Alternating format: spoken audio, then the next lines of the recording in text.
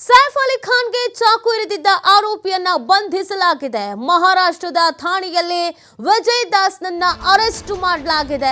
ಪೊಲೀಸರ ವಿಚಾರಣೆಯ ವೇಳೆ ತಪ್ಪಿಕೊಂಡಿದ್ದಾನೆ ಆರೋಪಿ ಅನ್ನೋದು ಗೊತ್ತಾಗ್ತಾ ಇದೆ. ರೆಸ್ಟೋರೆಂಟ್ ವೈಟರ್ ಆಗಿ ಈತ ಕೆಲಸವನ್ನ ಮಾಡ್ತಾ ಇದ್ದ ಅನ್ನೋದು ಕೂಡ ಗೊತ್ತಾಗ್ತಾ ಇದೆ. ರೆಸ್ಟೋರೆಂಟ್ ನಲ್ಲಿ ಒಂದರಲ್ಲಿ ವೇಟರ್ ಆಗಿ ಕೆಲಸವನ್ನ ಮಾಡ್ತಾ ಇದ್ದಂತ ವಿಜಯ್ ದಾಸ್ ಆರೋಪಿಯನ್ನ ಜಡ್ಜ್ ಮುಂದೆ ಹಾಜರುಪಡಿಸಲಿದ್ದಾರೆ ಪೊಲೀಸರು. ಕೆಲವೇ ಕ್ಷಣಗಳಲ್ಲಿ ಸುದ್ದಿಗೋಷ್ಠಿಯನ್ನ ನಡೆಸಲಿದ್ದಾರೆ ಮುಂಬೈನ ಪೊಲೀಸರು ಅನ್ನೋದ್ರ ಬಗ್ಗೆ ಮಾಹಿತಿ ಸಿಗ್ತಾ ಇದೆ. ಸೈಫ್ ಅಲಿ ಖಾನ್ಗೆ ಚಾಕು ಇರಿದಿದ್ದು ಯಾರು, ಯಾಕೆ, ಏನು ಇದೆಲ್ಲವೂ ಕೂಡ ಪ್ರಶ್ನೆ ಆಗಿತ್ತು. ಇದಕ್ಕೆ ಅಂತ 20 ತಂಡವನ್ನ ರಚನೆ ಮಾಡಿ ಕಾರ್ಯಾಚರಣೆಯನ್ನ ಕೂಡ ನಡೆಸಲಾಗ್ತಾ ಇತ್ತು. ಇದೀಗ ಕೊನೆಗೂ ಕೂಡ ಆರೋಪಿಯನ್ನ ವಶಕ್ಕೆ ಪಡೆಯಲಾಗಿದೆ, ವಿಚಾರಣೆಯನ್ನ ನಡೆಸಲಾಗ್ತಾ ಇದೆ ಅನ್ನೋದ್ರ ಬಗ್ಗೆ ಮಾಹಿತಿ ಸಿಗ್ತಾ ಇದೆ. ಒಂದಷ್ಟು ಅನುಮಾನಗಳು ಈ ಪ್ರಕರಣದಲ್ಲಿ ಇರೋದ್ರಿಂದ ಅದೆಲ್ಲದಕ್ಕೂ ಕೂಡ ಉತ್ತರ ಅವಶ್ಯಕವಾಗಿ ಬೇಕಾಗಿದೆ. ಸೊ ಇದು ಉದ್ದೇಶಪೂರ್ವಕವಾಗಿ ಮಾಡಿದ್ದ ಅಥವಾ ದರೋಡೆಗೆ ಅಂತ ಬಂದಿದ್ದ, ಇದ್ರ ಹಿಂದೆ ಗ್ಯಾಂಗ್ ಏನಾದರೂ ಇದೆಯಾ, ಈತ ಮನೆಯೊಳಗೆ ಹೇಗೆ ಬಂದ, ಯಾರ ಸಹಾಯ ಇತ್ತ, ಎಲ್ಲವೂ ಕೂಡ ಪ್ರಶ್ನೆಗೆ. ಈಗಾಗಲೇ ಒಂದಿಬ್ಬರನ್ನ ಶಂಕಿತರನ್ನ ವಶಕ್ಕೆ ಪಡ್ಕೊಳ್ಳಲಾಗಿತ್ತು. 4 ಮನೆ ಕೆಲಸದವರನ್ನ ಕೂಡ ವಿಚಾರಣೆಗೆ ಒಳಪಡಿಸಲಾಗಿತ್ತು. ಫೈನಲಿ ಚಾಕು ಇರ್ದಿದ್ದು ಯಾರು ಅನ್ನುವಂಥ ಪ್ರಶ್ನೆ ಇತ್ತಲ್ಲ, ಅದಕ್ಕೂ ಕೂಡ ಒಬ್ಬನನ್ನ ಇದೀಗ ಅರೆಸ್ಟ್ ಮಾಡಲಾಗಿದೆ.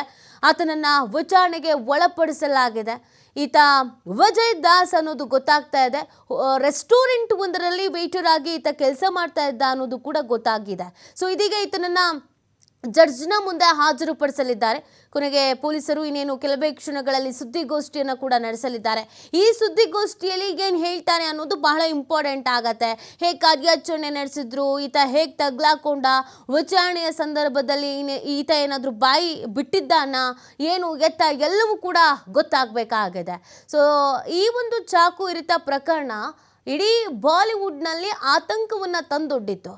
ಒಬ್ಬ ಹೀರೋ ಮನೆಗೆ ನುಗ್ಗಿ ಒಬ್ಬ ಚಾಕು ಇರಿತಾನೆ ಅಂತ ಅಂದರೆ ಸೊ ಹಾಗಿದ್ರೆ ಭದ್ರತೆಯ ವ್ಯವಸ್ಥೆ ಹೇಗಿದೆ ಅನ್ನೋದು ಕೂಡ ಪ್ರಶ್ನೆ ಆಗಿತ್ತು. ಜೊತೆಗೆ ಯಾವ ಕಾರಣಕ್ಕೆ ಈ ರೀತಿಯಾಗಿ ಮಾಡಿರಬಹುದು ಅಂತ ಬಹುತೇಕರು ಅನುಮಾನ ಪಟ್ಟಿದ್ದು ಇದು ಯಾವುದೋ ಒಂದು ದ್ವೇಷದ ಹಿನ್ನೆಲೆಯಲ್ಲಿಗೆ ಉದ್ದೇಶಪೂರ್ವಕವಾಗಿಯೇ ಮಾಡಿರುವಂಥ ಅಟ್ಯಾಕ್ ಅನ್ನೋದನ್ನು ಕೂಡ ಹೇಳಲಾಗ್ತಾ ಇತ್ತು.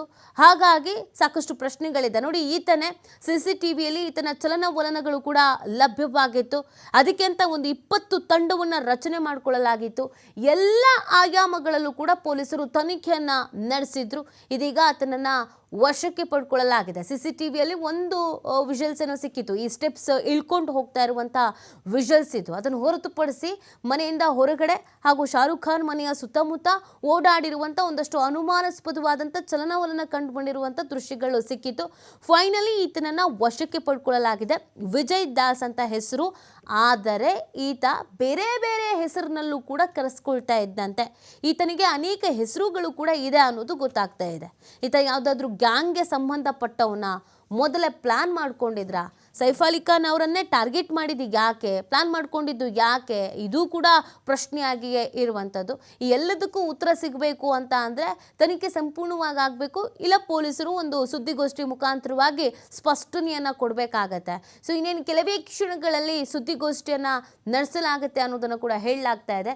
ಈ ಸುದ್ದಿಗೋಷ್ಠಿಯಲ್ಲಿ ಪೊಲೀಸರು ಏನೆಲ್ಲ ಮಾಹಿತಿಯನ್ನು ಬಿಟ್ಕೊಡ್ತಾರೆ ಅನ್ನೋದನ್ನು ನೋಡಬೇಕಾಗತ್ತೆ. ಅಂದರೆ ಈತ ಎಲ್ಲಿ ಸಿಕ್ಕಿ ಬಿದ್ದ, ಹೇಗೆ ಈತನ ಜಾಡು ಹಿಡಿದ್ರು, ಈತನೇ ಅನ್ನೋದಕ್ಕೆ ಕನ್ಫರ್ಮೇಷನ್ ಏನು ಸಿಕ್ತು, ಈ ಸಂದರ್ಭದಲ್ಲಿ ಆತ ತಪ್ಪೊಪ್ಕೊಂಡಿದ್ದಾನ, ಹೌದು ನಾನೇ ಅಂತ ತಪ್ಪೊಪ್ಕೊಂಡಿದ್ದಾನ, ಜೊತೆಗೆ ರೀಸನ್ ಏನಾದರೂ ಹೇಳಿದ್ದಾನ, ಎಲ್ಲವೂ ಕೂಡ ಇಲ್ಲಿ ಬಹುಮುಖ್ಯ ಆಗತ್ತೆ. ಆ ಕಾರಣಕ್ಕಾಗಿ ಈ ಪ್ರಕರಣದಲ್ಲಿ ಸಹಜವಾಗಿ ಕುತೂಹಲ ಅನ್ನೋದು ಕೂಡ ಇತ್ತು. ಯಾಕಂದರೆ ಇಡೀ ಬಾಲಿವುಡ್ ಮಂದಿಯ ನಿದ್ದೆಗೆಡಿಸಿತ್ತು. ಈ ರೀತಿಯಾಗಿ ಮನೆಯೊಳಗೆ ನುಗ್ಗಿ ಅಟ್ಯಾಕ್ ಮಾಡ್ತಾರೆ ಅಂತ ಅಂದರೆ ಅದಕ್ಕೆ ಕಾರಣ ಇರಬೇಕಲ್ಲ. ಈಗ ಆಲ್ರೆಡಿ ಸಲ್ಮಾನ್ ಖಾನ್ಗೂ ಕೂಡ ಜೀವ ಬೆದರಿಕೆ ಇದೆ, ಶಾರುಖ್ ಖಾನ್ ಕೂಡ ಆತಂಕದಲ್ಲೇ ಇದ್ದಾರೆ. ಹೀಗಿರಬೇಕಾದ್ರೆ ಬಾಲಿವುಡ್ನಲ್ಲಿ ಏನಾಗ್ತಿದೆ ಅನ್ನೋದಕ್ಕೊಂದು ಉತ್ತರ ಸಿಗಬೇಕಾಗಿದೆ.